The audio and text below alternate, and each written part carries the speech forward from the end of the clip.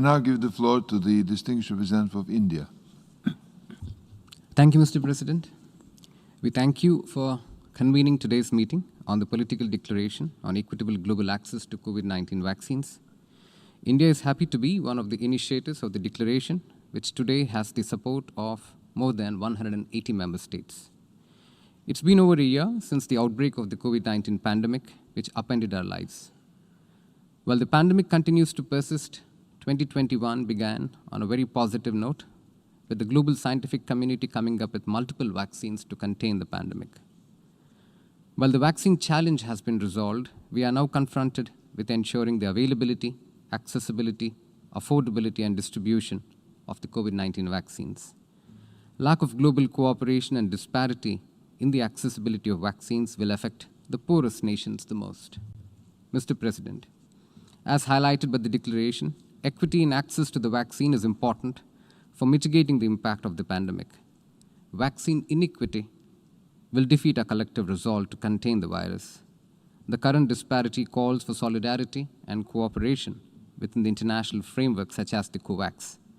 It is also important to ensure that ongoing global immunization programs pertaining to polio and diphtheria and other diseases do not get impacted, as that will lead to resurgence of other deadly diseases.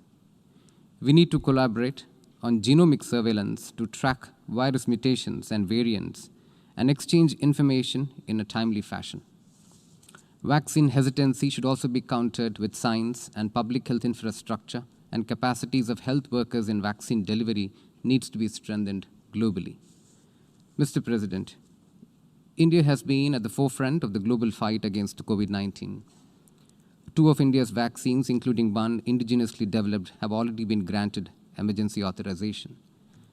30 more vaccine candidates are at various phases of clinical trials.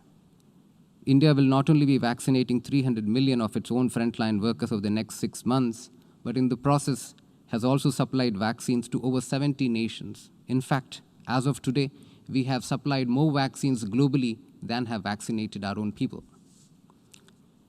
Mr. President, we are also a significant source of supply to Gavi's COVAX facility and have already contributed 20 million doses to the COVAX facility last month.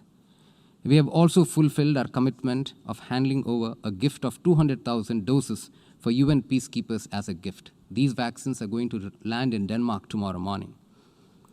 We are also working actively with the Gavi, WHO, and the ACT Accelerator.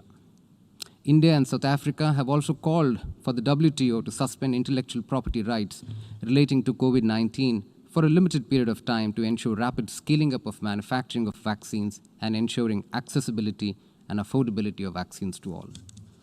Mr. President, we need to collectively work towards supporting global initiatives that ensure speedy and equitable distribution of vaccines and therapeutics to the most disadvantaged populations.